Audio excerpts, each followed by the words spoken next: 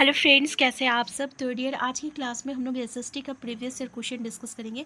ये ऐसे क्वेश्चन है जो कि आपको एग्जाम में बार बार देखने को मिलता है, ठीक है। तो चलिए हम लोग स्टार्ट करते हैं आज की क्लास। पहला क्वेश्चन है, जब जेट स्ट्रीम गर्म समुद्री हवा को एक ढक्कन की तरह फंसा लेती है और भूमि की ओर ढकेलती है तो कौन सी भौगोलिक परिघटना घटित होती है। वर्षण, वाष्पीकरण, हीट डोम और चक्रवात। हमारा आंसर हो जाएगा हीट डोम हो जाएगा। आंसर सी जो रहेगा करेक्ट आंसर हो जाएगा।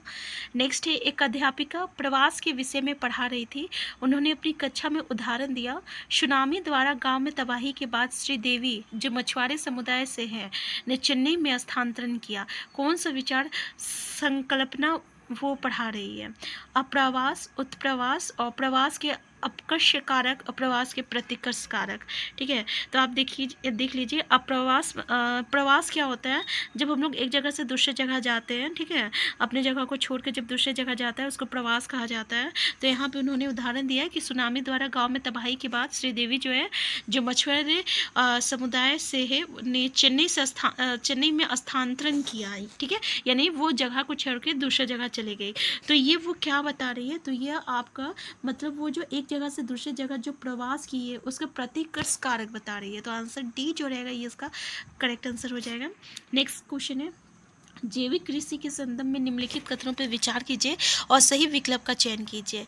पहला ऑप्शन है, पशु खाद का प्रयोग किया जाता है पोषण के लिए। दूसरा है, अनुवांशिक रूपांतरण उत्पादकता बढ़ाने के लिए किया जाता है। नेक्स्ट है, प्राकृतिक कीटनाशकों का प्रयोग होता है। तो ए और बी सही है, या बी और सी, या ए और सी सही है, या ए बी सी सही है। तो देखिए हमारा पहला यानी ए और सी सही है। बी जो यहाँ पे क्या है, अनुवांशिक रूपांतरण जो है ये आपका उत्पादकता बढ़ाने के लिए किया जाता है, ठीक है। तो अगर हम देखें तो पशु खाद जो रहता है ये पोषण के लिए होता है, जिसको हम लोग इंग्लिश में मैन्योर कहते हैं। जो पशु खाद क्या होता है, जैसे कि गाय गोबर जो होती है, इसको हम लोग जो है आपका मतलब कि खाद के रूप में इस्तेमाल किया जाता है। तो ये पोषण के लिए होता है। और प्राकृतिक कीटनाशक का प्रयोग जो है किया जाता है, होता है, कीटनाशकों का प्रयोग जो है होता है। तो ए और सी जो है हमारा दोनों करेक्ट आंसर है। तो आंसर सी जो रहेगा करेक्ट आंसर हो जाएगा। नेक्स्ट है, भारतीय संविधान की प्रस्तावना बताती है कि सभी भारतीय देश में समान है आय और रोजगार, परिस्थिति और रोजगार, आय और अवसर, परिस्थिति और अवसर। तो क्या बताती है, किस ई में देखें तो वो जो है समान है। तो अगर हम देखें तो आंसर जो रहेगा यहाँ पे परिस्थिति और अवसर में हो जाएगा, ठीक है। तो आंसर डी जो रहेगा ये इसका करेक्ट आंसर हो जाएगा। नेक्स्ट है, निम्न गद्यांश में रिक्त स्थान की पूर्ति करें। प्रति डेढ़ वर्ष में पंचायत चुनाव होता है। चुने हुए प्रतिनिधि पंच कहलाते हैं। और पंचायती राज में सबसे छोटी इकाई देश है, जिसमें पंचायत क्षेत्र के सभी वयस्क बैठक करते हैं। सही क्रम चुने। 5 जनसभा, 4 ग्राम पंचायत, 5 ग्राम सभा और 4 ग्राम सभा। तो सबसे पहले जहाँ जहाँ 4 है उसको तो हम हटा देते हैं। अब 5 है और 5 है, ठीक है। तो 5 साल के लिए होता है, 5 साल के लिए होता है। और सबसे छोटी इकाई जो है पंचायती राज में सबसे छोटी इकाई को हम लोग क्या कहते हैं, तो उसको हम लोग जनसभा नहीं, उसको हम लोग ग्राम सभा कहते हैं। तो आंसर जो रहेगा सी जो रहेगा ये इसका करेक्ट आंसर हो जाएगा। नेक्स्ट है, सामाजिक विज्ञान की कक्षा में निम्न में से कौन सा पहलू विविधता को बल देगा। पहला समानता, गरिमा और आज्ञाकारिता। दूसरा अनुशासन, एकरूपता, विश्वास। तीसरा है पहुंच, गरिमा, समानता। और चौथा आदर, एकरूपता और आज्ञाकारिता। तो सामाजिक विज्ञान की कक्षा में निम्न में से कौन सी पहलू विविधता को बल देगा। तो हमारा आंसर सी हो जाएगा, पहुंच, गरिमा और समानता हो जाएगा। आंसर सी जो रहेगा करेक्ट आंसर हो जाएगा। नेक्स्ट है, इनमें से भारत का सबसे नया राज्य कौन सा है। झारखंड, उत्तराखंड, तेलंगाना और मिजोरम। आंसर सी हो जाएगा, जो सबसे नया राज्य बना है ये हमारा क्या है, तेलंगाना है। नेक्स्ट, इनमें से कौन सा व्यक्ति प्राथमिक क्षेत्र में कार्य करता है। राधा कपड़े की फैक्ट्री में सिलाई की यूनिट में काम करती है। दूसरा, सरिता एक उर्वरक कंपनी में बाजार प्रबंधक का कार्य करती है। तीसरा है, हरिप्रीत इमारत निर्माण स्थल पर क्रेन मशीन का संचालन करती है। और हामिद बागान में रबर का रोपण करती है। तो यहाँ पे देखिए कि कौन सा जो है प्राथमिक क्षेत्र में कार्य करता है। तो अगर हम देखें प्राथमिक क्षेत्र क्या होता है, जिसका प्राइमरी और सेकेंडरी और टर्सरी होती है, ठीक है, यानी प्राथमिक, द्वितीय और तृतीय होता है।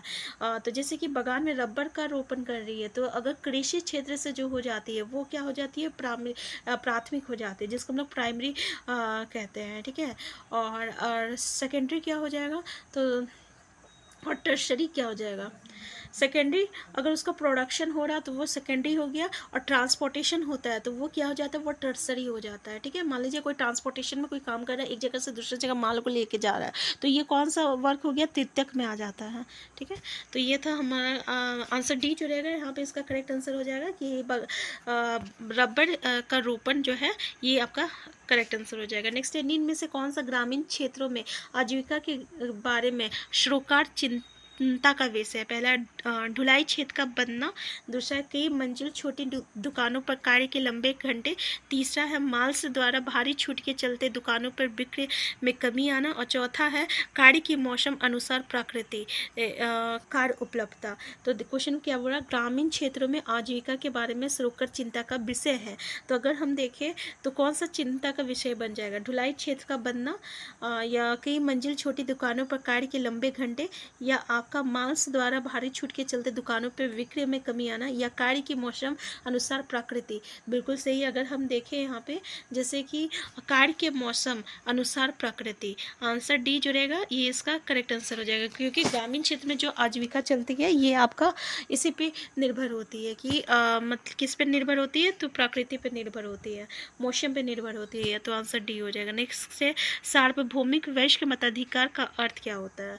तो सभी वयस्कों को गाड़ी चलाने की अनुमति है, या सभी वयस्कों को अपने विचार प्रकट करने की सहज अनुमति है, या सभी वयस्कों को सरकार बनाने की अनुमति है। तो भाई यहाँ पे सभी को जो है मतदान देने की अनुमति है। ठीक है, यानी 18 साल के जितने भी ऊपर है वो लोग सभी जो है मतदान दे सकते हैं। तो ये हमारा करेक्ट आंसर हो जाएगा। नेक्स्ट क्वेश्चन है, घरेलू कार्य का महत्व। विषय को पढ़ाते समय शिक्षक को घरेलू कार्य का दर्शाना चाहिए। पहला ऑप्शन है ए, एक ऐसे कार्य के रूप में जो महिलाओं द्वारा किया जाता है। दूसरा बी, एक ऐसे कार्य के रूप में जिसे पूरा करने में कम समय की आवश्यकता है। तीसरा, एक महत्वपूर्ण कार्य के रूप में जिसे सम्मान दिया जाना चाहिए। और चौथा, एक ऐसे कार्य के रूप में जो पुरुष तथा महिला दोनों द्वारा किया जा सकता है। तो अगर हम देखें क्या बोल रहा है, घरेलू कार्य का महत्व देना चाहिए, तो पहला या दूसरा, या पहला या तीसरा, ए सी, या बी डी, और या सी डी। हमारा करेक्ट आंसर क्या हो जाएगा यहाँ पे, तो एक महत्वपूर्ण कार्य के रूप में जिसे सम्मान दिया जाना चाहिए। तो ये तो भाई सही है। और एक ऐसे कार्य के रूप में जिसे पुरुष तथा महिला दोनों द्वारा किया जा सकता है। तो बिल्कुल सही है। आंसर सी और डी जो रहेगा यहाँ पे ये इसका करेक्ट आंसर हो जाएगा। ठीक है, तो आंसर डी जो है इसका करेक्ट आंसर है। नेक्स्ट क्वेश्चन है आपका, एक गतिविधि के आयोजन जिसमें अपने आस पड़ोस के बुजुर्ग से बातचीत करते हैं तथा भूमि उपयोग के बारे में जानकारी इकट्ठा करते हैं, में विद्यार्थी किन कौशलों का विकास करते हैं। पहला प्रश्न पूछना, अभिलेखन करना। दूसरा सुनना और अन्वेषण करना। तीसरा अनुमान लगाना और बातचीत करना। चौथा परिकल्पना बनाना और विश्लेषण करना। सही विकल्प देखिए A B C, A B D, A C D और बी सी डी। तो अगर हम देखें तो यहाँ पे क्या है, हम मतलब कि पूछ रहे हैं उससे। ठीक है, तो कहीं ना कहीं जो है प्रश्न पूछते हैं और उसका अभिलेखन करते हैं। दूसरे क्या करते हैं, हम लोग सुन रहे हैं और अन्वेषण कर रहे हैं और अनुमान लगा रहे हैं और उससे बातचीत कर रहे हैं। यहाँ पे परिकल्पना बनाना और विश्लेषण करना ये नहीं होगा। ठीक है, तो आंसर क्या हो जाएगा हमारा, आंसर ए जो रहेगा ये इसका करेक्ट आंसर हो जाएगा। ए, बी और सी जो रहेगा ये इसका करेक्ट आंसर है। नेक्स्ट क्वेश्चन है, भक्ति और सूफी आंदोलन विषय पर पुनर्योजना बनाते समय शिक्षा को केंद्रित होना चाहिए। पहला ऑप्शन है, देखिए अगर आपको हमारी आवाज़ स्लो आ रहा है ना तो प्लीज़ कमेंट बॉक्स में ज़रूर बताइएगा अगर आवाज़ क्लियर आ रहा तो, और अगर क्लियर नहीं भी आ रहा होगा तब भी बताइएगा। पहला ऑप्शन है, तत्कालिक समय में सामाजिक विभिन्नता के प्रचलन को चुनौती देने वाले कारक के रूप में इन आंदोलनों के चिंतन पर। दूसरा, भक्ति भाव को प्रदर्शित करने के रूप में गानों, कविताओं और नृत्य के महत्व पर सही विकल्प का चयन करें। ठीक है, यहाँ पे पहला ए सही है, बी सही है, या ए बी दोनों सही है, या ए बी दोनों, मतलब ना तो ए ना तो बी।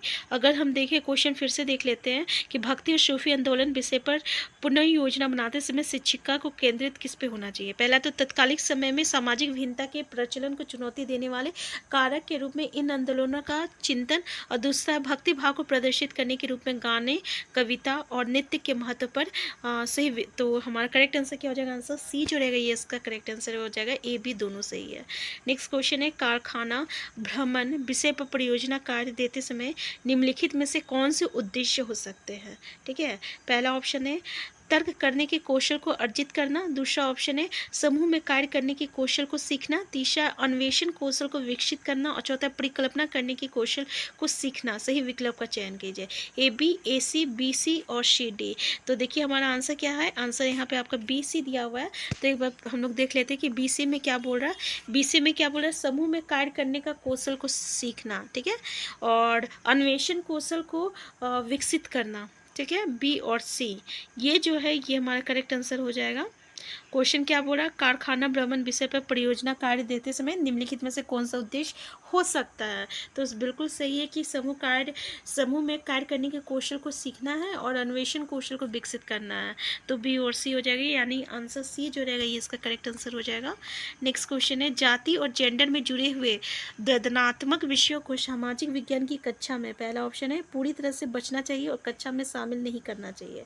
दूसरा है अनिर्णित रखा जाना चाहिए और इन पर विभिन्न आयामों से चर्चा करनी चाहिए। तीसरा, शिक्षक की अपनी समझ और विश्वास मत पर आधारित चर्चा करनी चाहिए। चौथा, विद्यार्थियों की भावनाओं के अनुसार चर्चा करनी चाहिए। तो देखिए क्या हो जाए अगर हमारा करेक्ट आंसर कि अनिर्णित रखा जाना चाहिए और इन पर विभिन्न आयामों से चर्चा करनी चाहिए। तो आंसर बी जो रहेगा ये इसका करेक्ट आंसर हो जाएगा। तो देखिए हमारा जो सीटेट है ना, ये बिल्कुल हमारा जो 6 to 8 की एनसीईआरटी की बुक है ना, वहाँ से जो है आपका एक एक स्टेटमेंट को उठा के लेके पूछ लिया जाता है, ठीक है। कोई कोई क्वेश्चन जो रहता है बहुत ही रिपीटेड रहता है, जो कि आपको बार बार क्वेश्चन एग्जाम में देखने को मिलेगा, कुछ थोड़ा सा अलग देखने को मिलता है। तो यहाँ से हमें जो है कुछ क्वेश्चन जो है थोड़ा सा अलग देखने को मिला, ठीक है। तो फिर हम मिलते हैं नेक्स्ट क्लास में। चैनल में नए हैं, चैनल को सब्सक्राइब कर लीजिएगा। वीडियो हेल्पफुल होगा तो लाइक शेयर करना मत भूलिएगा। तो हम आपको बता देते हैं कि यहाँ पे फ्रेंड कुछ टॉपिक होती है जो कि आपका सीटेट का एफटी होता है, ठीक है। और ऐसे क्वेश्चन जो है बार बार आपको पूछा जाता है, और ऐसा क्वेश्चन मतलब कि एटलीस्ट 8-10 क्वेश्चन ऐसा रहेगा ना कि जो आपको लगेगा कि ये प्रीवियस क्वेश्चन से आ गया है, ठीक है। कॉन्सेप्ट आपका जो रहेगा सेम रहेगा, तो सब पूछने का तरीका अलग रहेगा। तो ऐसे हमारे जो टॉपिक वाइज हम ऐसे इंपॉर्टेंट टॉपिक का भी डिस्कशन करेंगे जो कि हमारे सीटेट में बार बार पूछा जाता है। जैसे कि कुछ टॉपिक हो गया जैसे कि वायुमंडल की संरचना, तो इस पे क्वेश्चन हम देखे हैं हमेशा। फिर उसके बाद आपका हड़प्पा सभ्यता से क्वेश्चन हमेशा पूछा गया है। इसके अलावा पंडिता रामाबाई पे क्वेश्चन आता है। फिर इसके अलावा वाल्मीकि का जो जूठन है उस पर क्वेश्चन देखने को मिला। इसके अलावा जो जेंडर डिफरेंसेस है उस पर क्वेश्चन हमेशा देखने को मिलता है, ठीक है। फिर लैंगिक समानता, स्टेरियोटाइप, ये सब कुछ टॉपिक है जहाँ से क्वेश्चन हमें हमेशा जो है देखने को मिलता है। इसके अलावा कुछ टॉपिक है आपका, जैसे कि अगर हम बात करें ज्योग्राफी में आपका आशांश देशांतर से यहाँ से एक क्वेश्चन जो रहे बिल्कुल है जो कि आपको पूछा जाता है, जैसे कि इंडिया में अगर इतना टाइम हो रहा है तो लंदन में कितना टाइम होना चाहिए, ठीक है। तो ये आप हमें कमेंट बॉक्स में ज़रूर बताइएगा, यहाँ से क्वेश्चन आपको देखने को मिलता है। तो इसी तरीके से जो है कुछ कुछ टॉपिक होता है जहाँ जिसको आपको करना है, और इस टॉपिक को ऐसे अगर आप टॉपिक कर लेते हैं तो आपका 20 मार्क्स जो है अच्छे से क्लियर हो जाएगा। बाकी 20 मार्क्स जो है पेडालॉजी का, जिसमें से आप 50 मार्क्स जो है बहुत ही आसानी से ला सकते हैं। और पेडालॉजी में एक टॉपिक है जिसको अच्छे से कर लीजिएगा, वो टॉपिक है आपका प्राइमरी सोर्सेस और सेकेंडरी सोर्सेस। ये टॉपिक जो है बहुत ही इंपॉर्टेंट है, जहाँ से हमेशा जो है क्वेश्चन आपको देखने को मिलेगा। तो प्लीज़ इस टॉपिक को ज़रूर कीजिएगा, ठीक है। तो हम फिर मिलते हैं नेक्स्ट क्लास में। चैनल में नए हैं, चैनल को सब्सक्राइब कर लीजिएगा। वीडियो हेल्पफुल होगा तो लाइक शेयर करना मत भूलिएगा। Thank you.